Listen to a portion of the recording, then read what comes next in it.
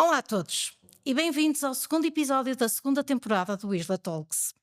Nesta temporada, o nosso propósito é decifrar o que move o ser humano em diferentes arenas, na criatividade, no desporto e nas organizações.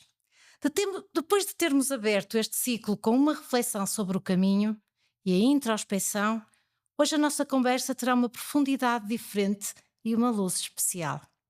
Recebemos o professor Jorge Araújo. Para muitos, ele é o rosto de grandes conquistas no Futebol Clube de Porto. Para outros, é o mentor que, através da teamwork, transformou empresas com a mística do desporto. Mas hoje recebo, sobretudo, como um eterno estudioso da condição humana.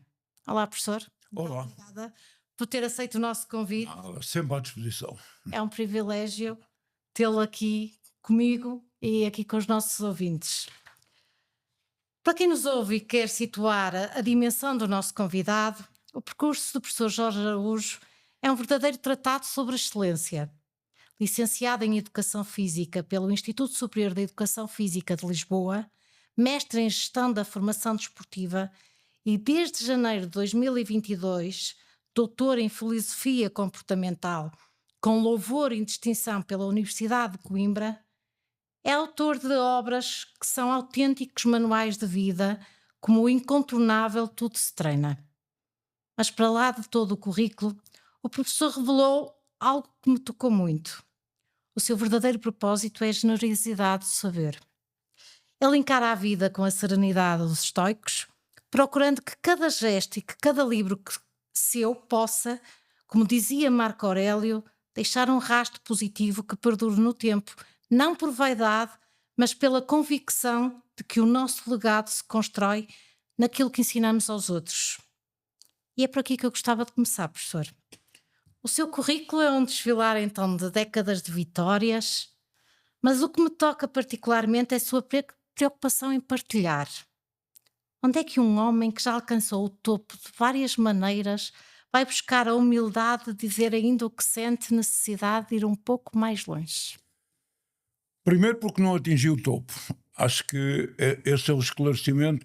Eu, perante essa questão, recorda-me sempre daquela reação do Sir Laurence Olivier, aquele famoso ator inglês já falecido, que um dia, após uma daquelas exibições espetaculares que ele tinha com alguma frequência, o pano sobe 6 ou 7 vezes e o público está apoteótico no reconhecimento da capacidade dramática daquele ator, e mal baixa o pano pela última vez, o senhor retira-se para o camarim, extremamente zangado, dando pontapés nas coisas, bateu com a porta quando entrou no camarim, e as pessoas ficaram todas espantadas numa noite de glória, porque é que aquele homem se comportava daquela forma. E alguém, a pessoa que estava mais próximo do Laurence Olivier, procurou saber: "Oh, Sir Lawrence, mas o que é que se passa?" E ouviu-se, toda a gente ouviu o senhor gritar, alto e bom som: "Mas porque é que eu não consigo ser assim todas as noites?" Ora, eu acho que é esta ideia da superação que depois está muito relacionada com a partilha, por uma razão simples. Aprendi também ao longo da vida que quanto mais eu partilhar e mais à minha volta o conhecimento for dominado, melhores os outros são. Quanto melhores os outros são, na competitividade natural da nossa relação, melhor eu tenho que ser. E esta capacidade de superação está sempre neste caminho, que é um caminho de porque é que eu não sou assim todas as noites. Mas o professor doutorou-se em Filosofia muito recentemente, mas sinto que, mais do que um título académico, a filosofia foi para si um reencontro, não? Sim, é muito interessante a forma como eu fui, como eu cheguei à filosofia, porque eu cheguei à filosofia num determinado momento com o já falecido filósofo Manuel Sérgio, que na área desportiva e na área da filosofia ficou muito conhecido também. Aliás, a escola onde eu andei, na altura que eu a frequentei, chamava-se Instituto Nacional de Educação Física, hoje chama-se Faculdade de Motricidade Humana. E este novo título dessa minha escola tem a ver com o Manuel Sérgio, que introduziu todas as questões da motricidade humana dentro dos estudos da faculdade.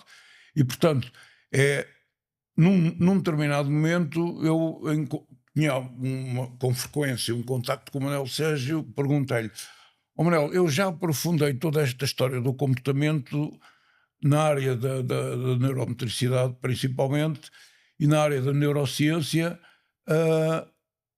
através dos estudos dos livros do António Damasio, e estou a ver, pela própria evolução que o António Damasio teve, em que os seus últimos livros já são mais livros de filosofia do que propriamente de neurociência, que eu agora tenho que ir para a filosofia, tenho que começar a ler uns autores, e estava a tentar aconselhar-me com ela.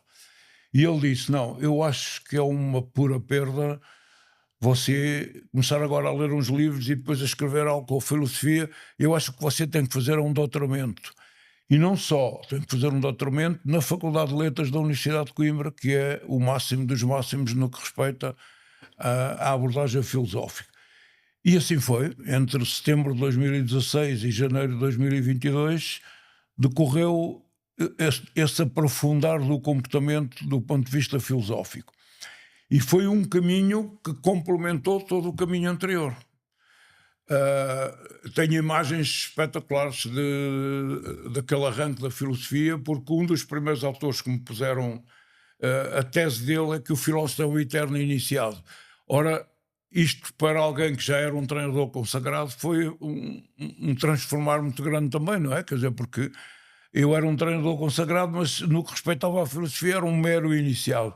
Mas o que aquele autor me estava a dizer é que eu iria ser, a partir dali, um eterno inicial, e isto entronca perfeitamente na questão que me estava a colocar. Pois é que este olhar mais pausado sobre a vida acaba por, que lhe ensinou também na liderança do que é o basquetebol, etc. Esta adrenalina toda, etc., leva ao eterno iniciado de acalmar mais um bocadinho.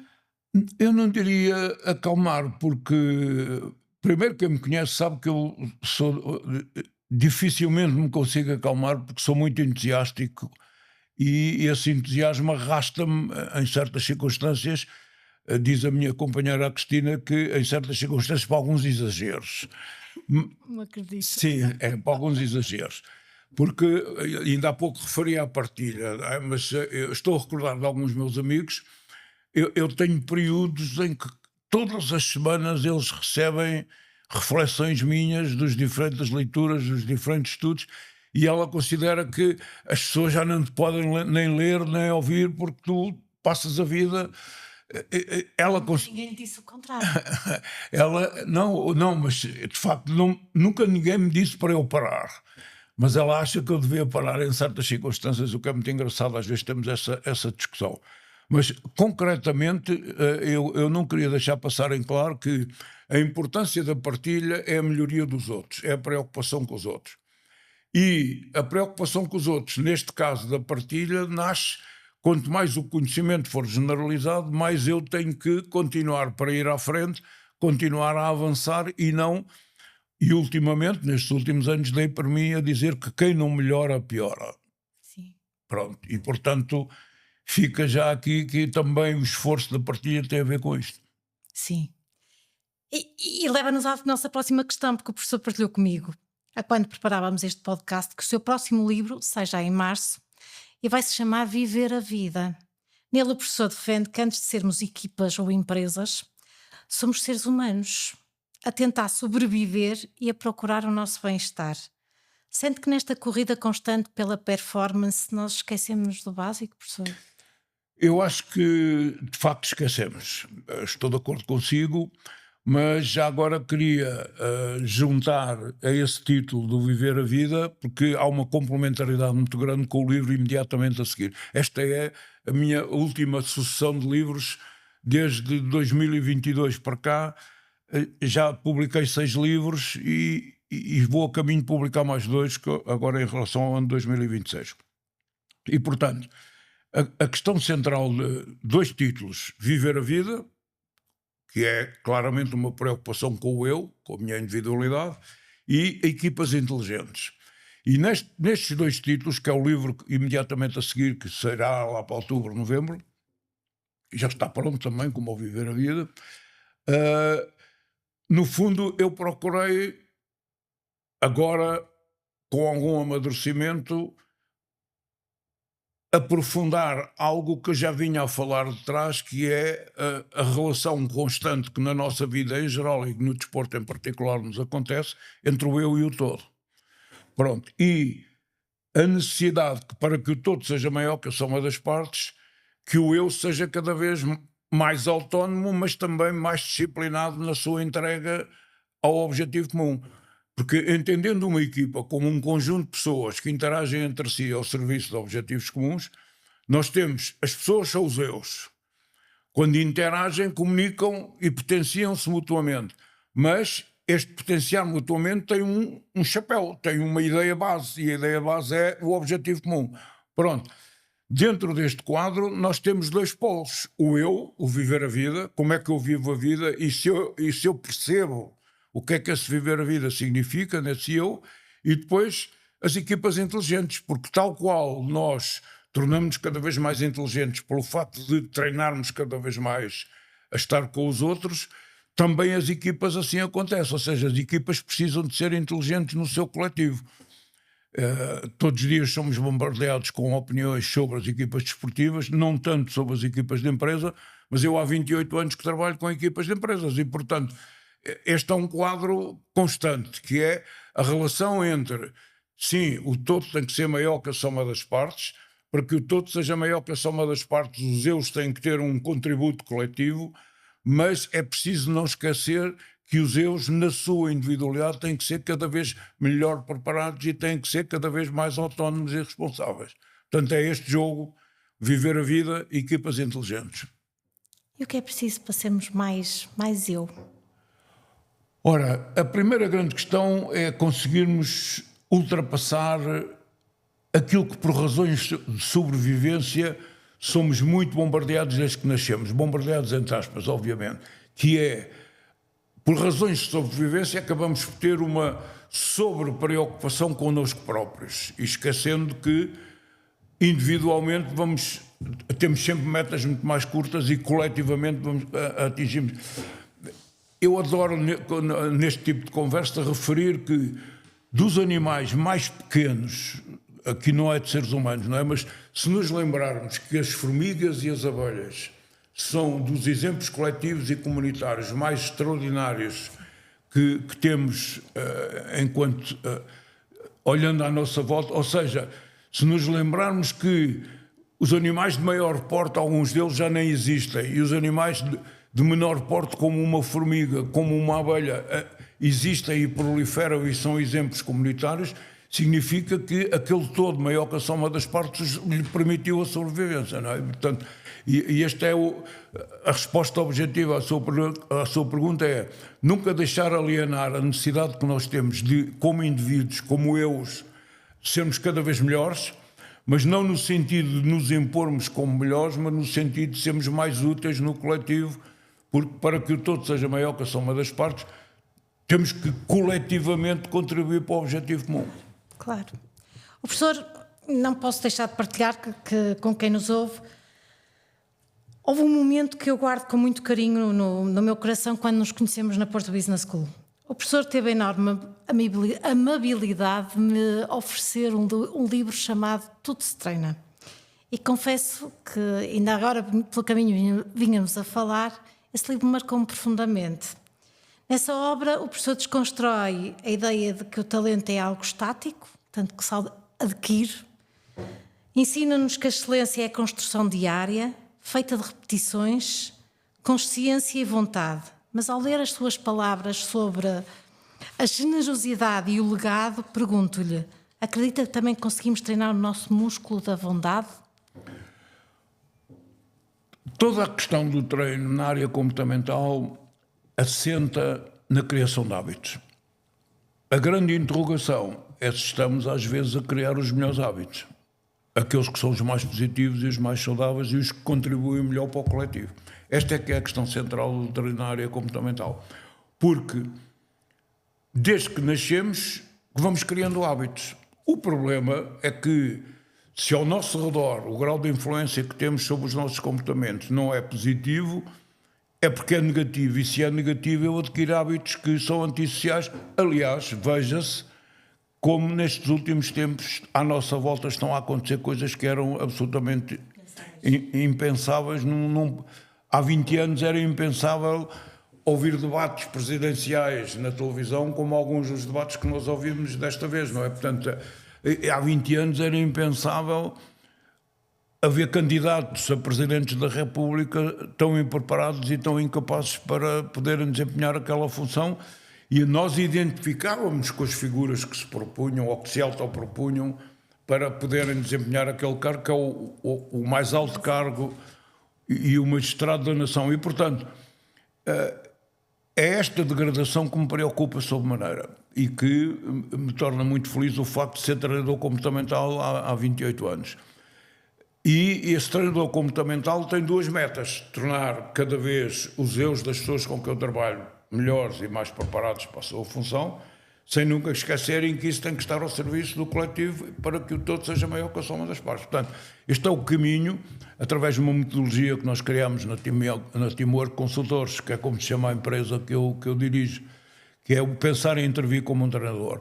Porque este é um dado que as pessoas lhes passam um pouco ao lado, como costumamos dizer, mas que importa registar. O que é um treinador? Um treinador é uma pessoa que cuida, que observa, que age, que comunica com impacto emocional suficiente e que ajuda a melhorar competências. Ora, qual é a diferença entre isto e ser pai? Qual é a diferença entre ser isto e ser dirigente ou ser professor?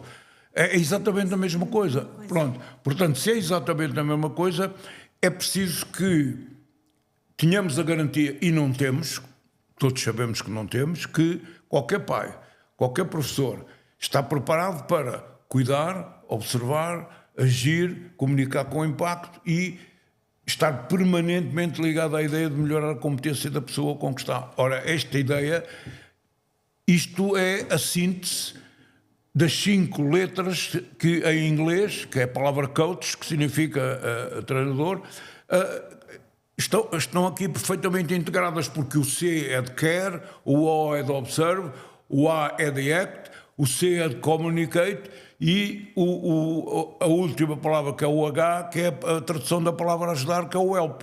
Portanto, este quadro é o quadro à volta do qual nós temos que nos centrar. Para quê? Para que cada vez que alguém nasce, esse alguém tenha sempre presente o treinador pai, o treinador professor, o treinador dirigente, o treinador desportivo, que seja, e essa responsabilidade a gente nunca podemos alienar dessa responsabilidade. Já agora que falou na palavra talento, interessa-nos, a mim particularmente interessa-me desmistificar uma ideia que proliferou mais há uns tempos atrás, ultimamente já tem sido um pouco travada esta ideia, que é: ninguém nasce talentoso.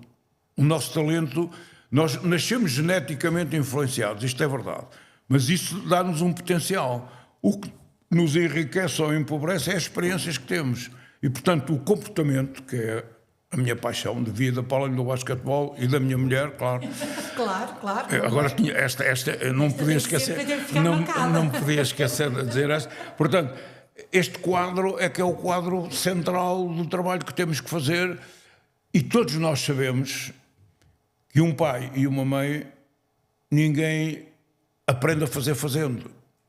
Ninguém ensina, ninguém prepara, ou seja, ainda cultivamos a ideia que um dirigente desportivo não tem que ter uma preparação prévia, tem que ter, como tem que ter o pai, como tem que ter o professor, mas muito centrados nesta ideia, que é a ideia de pensar e intervirem como um treinador. Eu hoje acredito plenamente que quanto mais um pai pensar em intervir como um treinador, porque o que é que um treinador tem como objetivo? Ele tem como objetivo a equipa ser mais eficaz, e para a equipa ser mais eficaz, os contributos individuais dos diferentes atletas têm que ser o mais eficaz possível ao serviço do objetivo comum. Ora, um pai prepara um filho para isto. Eu muitas vezes digo aos meus amigos: quanto mais cedo, melhor. Integra-os em desportos coletivos, fornece-lhes a possibilidade de uma experiência coletiva, ou põe-os nos escuteiros, ainda que eu tenha ultimamente tenho algumas dúvidas, porque os escuteiros tiveram um desvio um bocado para o religioso e que não foi essa, na criação do movimento escotista não era essa a ideia, mas pronto, ultimamente está muito afetado por esta... Mas que quando a gente sabe que uma criança de 10 ou 11 anos nos escoteiros pode ser líder de equipa, significa que aos 10, 11 anos as crianças estão ali a treinar o início da sua capacidade de liderança. Isto para voltar aonde eu estava, quer dizer, não é um problema de nascer talentoso, é um problema de ter as experiências para desenvolver o meu talento. Mas agora pegando nisso, e eu recordo-me que, se a memória não me falha, o professor na altura até partilhou dois grandes exemplos. Partilhou o exemplo do basquetebol do Michael Jordan, se a memória não me falha, que ele era muito bom jogador, mas ele tinha qualquer problema, não era, professor?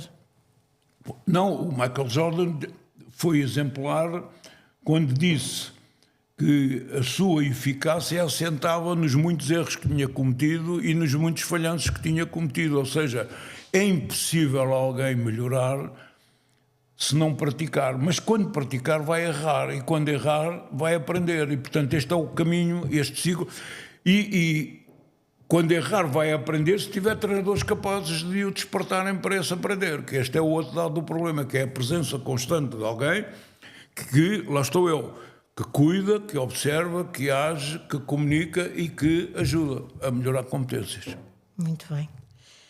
Nesse mesmo caminho da aprendizagem, o professor disse algo também que era quase um contrassenso nos dias de hoje. Falou do insucesso, lá está, e há bocadinho falava também do Michael Jordan nesse sentido, como um meio de aprendizagem. Num tempo em que as redes sociais nos obrigam a parecer que estamos sempre, está tudo bem, nós estamos sempre com os melhores alimentos à nossa frente, somos as pessoas mais felizes do mundo, somos os super bem-sucedidos, como é que explicamos a quem nos ouve e talvez a próximos líderes mais jovens que falhar é, na verdade, uma etapa obrigatória de quem quer chegar a algum lado com humanidade? Vamos lá ver. Na área comportamental, só há... Talvez recorrendo a uma das conclusões centrais da minha tese de doutoramento. A minha tese de doutoramento tinha várias conclusões, mas uma das conclusões centrais é que o comportamento é uma relação e uma experiência. Ora, se entendemos o comportamento como uma relação e uma experiência, eu, para ser comportamentalmente positivo, tenho que ter o máximo de relações possíveis e, portanto, relações entendidas, tenho que conhecer e entabular experiências sociais com o máximo de pessoas possíveis. Portanto, quanto mais eu praticar essa relação, melhor eu poderei ser no futuro. Quanto mais isolado eu estiver, e não é por acaso que quando nos querem castigar, onde é que nos colocam? Na solitária. Se nos colocam na solitária é porque estar solitário me perturba, e perturba, está hoje absolutamente comprovado. Se passo muito tempo sem me relacionar de um ponto de vista social, eu sou um ser perturbado, eu passo mal. Há um filme do Tom Hanks que é Náufrago numa Ilha, que é uma delícia. Ele cria um personagem para todos os dias ele ter com quem se relacionar, porque na ilha estava sozinho na ilha. Portanto, esta ideia da relação é muito importante, mas a outra ainda é mais importante, que é a ideia da experiência. E a ideia da experiência é o que é que diz? Eu tenho que experimentar e depois, mediante o objetivo comum que eu pretendo atingir, eu tenho que adquirir o hábito positivo nesse sentido. Portanto, eu tenho que me relacionar o máximo possível para adquirir o máximo possível, através da experiência dessa relação, de hábitos positivos ao serviço desta ideia central que é, quer seja num clube, quer seja numa sociedade, quer seja num país, conjunto de pessoas que se relacionam entre si ao serviço de objetivos comuns. Se quer um exemplo negativo,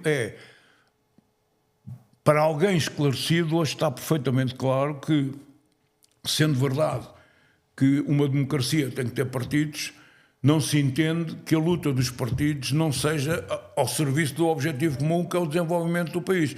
E como nós sabemos, não é isso que nós observamos todos os dias. Portanto, este é um exemplo muito interessante e muito elucidativo que estamos a baralhar as coisas, não é? É evidente que tem que haver partidos. É evidente que há diferenças de opinião entre os partidos, mas todos os partidos não podem perder de vista que têm que ter um objetivo comum, que é o objetivo comum do país se desenvolver e de haver nos habitantes do nosso país, não é uma igualdade porque isso é, socialmente, a gente sabe que é muito complicado, mas tem que haver esta ideia de... para onde é que começamos a falar? Pela ideia da partilha, não foi? Pois então, em termos de país, eu tenho que ter esta ideia muito clara. Eu não posso admitir que no meu país haja pessoas com quem eu não partilho coisas, com quem eu não apoio.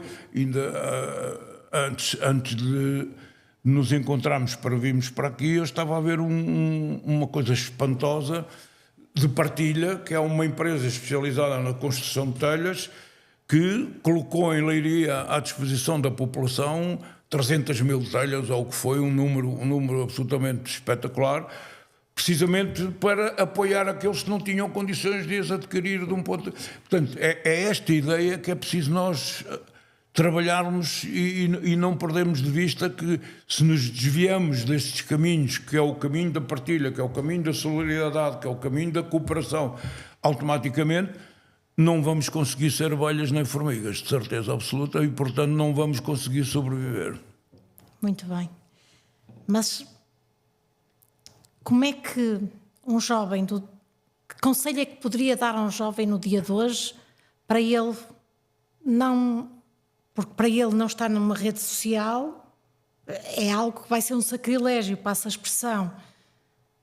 O que é que ele pode fazer, professor? Eu não diria que seria tanto o que é que ele pode fazer, eu diria que seria mais nós criarmos à volta dele. Dou-lhe um exemplo. Os meus pais, nem de longe nem de perto, eram entusiastas de desporto, mas eu tinha, a uma distância próxima da minha residência em Lisboa, na Rua de São Bento, um clube onde havia campos de basquete e havia piscinas, o Clube Nacional de Natação. A existência desse clube e de outros clubes em Lisboa, e a grande maioria deles, o Clube Nacional de Natação, felizmente não, mas a grande maioria dos clubes que havia em Lisboa, que eu vivia em Lisboa só em 1978, é que vim para o Porto. Mas eram todos clubes deste que é, tem que haver espaços, tem que haver locais onde a ocupação do tempo seja uma ocupação coletiva. Eu, ou estava na piscina com os meus amigos, ou estava a jogar basquete com os meus amigos e passava dias inteiros nas férias a fazer isto e deslocava-me para o clube, onde às vezes, inclusive, até levava o almoço e almoçava lá. Portanto, tem que haver polos onde eles tenham a possibilidade e não o contrário. O que é o contrário? O contrário é, para te portares bem, tens 2 ou 3 anos, toma lá um tablet e agora entretém-te, isola-te aí. E repare, eu falei há bocadinho na importância da criação do hábito. Se eu com 2 ou 3 anos crio o hábito de estar sozinho com o tablet, eu vou dimensionar este hábito permanentemente e lá vem depois a onda das redes sociais e a onda da vida solitária. Ora, o ser humano não agora, infelizmente, está a ser preparado para estar solitário e com todos... Veja, como é que a gente encontra explicação para o tema da saúde mental ser aquele que hoje tanto preocupa os educadores e as pessoas que... Na minha infância este tema não era abordado com esta... Porquê? Porque nós trabalhávamos a nossa saúde mental vivendo em coletividades. Ora, a perda do hábito de viver em coletividade, então é preciso ganhar o hábito da vida em coletividades, mas é preciso criar o meio. Eu lembro-me perfeitamente que os jardins eram locais públicos em que as comunidades se relacionavam. Os jardins foram desaparecendo e os locais de construção vão proliferando. Portanto, não é tanto o que eles têm que fazer, é aquilo que nós temos que fazer por eles, e lá vamos nós para a partilha de novo. Muito bem. Falávamos há pouco também do imperador Marco Aurélio e de como o que fazemos poderá ecoar na eternidade. Mas longe dos palcos, das empresas e dos livros que ainda estão por sair, qual é o rasto mais simples que a pessoa, Jorge Araújo, gostava de deixar gravado no coração de quem nos ouve? Ora bem, eu diria que, tendo publicado já mais de 30 livros, já é um rastro interessante. E repara, não é por acaso que eu estou a falar dos livros, não é? Porque eu tive colegas meus que me diziam: é um risco muito grande escrever um livro, porque passados 5 anos o livro perde a sua atualidade. E perde, como a gente sabe. Nomeadamente se forem temas em que, ou científico ou filosoficamente, haja uma evolução muito grande. Mas o rastro está lá, a pegada ficou lá. E depois, qual é o desafio que fica? Se daqui a 5 anos, tudo aquilo que disseste há 5 anos atrás, é necessário reformular, escreves outro livro. E deixas outro livro, agora mais avançado. E eu ultimamente ando com esta mania, a mania dos livros, que é muito interessante como, de repente, esta compulsão que havia das mensagens que eu enviava aos meus amigos com as minhas reflexões, agora as mensagens são um bocadinho mais longas, que agora são feitas através de livros também, e os livros vão saindo, primeiro porque eu quis extravasar aquilo que tinha aprendido filosoficamente sobre o comportamento, e agora quero, os tais 2 livros que falámos há bocadinho, entre o Viver a Vida e os Equipas Inteligentes, quero chamar a atenção para isto, que é: nunca devemos abafar a autonomia e a responsabilidade e a capacidade de participação dos eus, mas também nunca devemos deixar que isto ultrapasse o quanto os eus todos têm que juntar, lutando por um objetivo comum, porque esse é que é o objetivo comunitário fundamental, é o objetivo comum em que o todo é maior que a soma das partes. Espetacular. Professor, é uma sorte cruzar-me consigo, é uma sorte sempre ouvi-lo. Acho que não podia terminar, ou nem podia avançar mais sem lhe perguntar uma situação caricata que lhe tenha acontecido, se calhar enquanto professor ou treinador de basquetebol, que com altas individualidades, sendo o basquetebol ainda por cima se calhar não uma modalidade tão apreciada quanto o futebol, mas sei que é muito apreciada e cada vez com mais adeptos. E se calhar pedia-lhe também enquanto treinador de homens.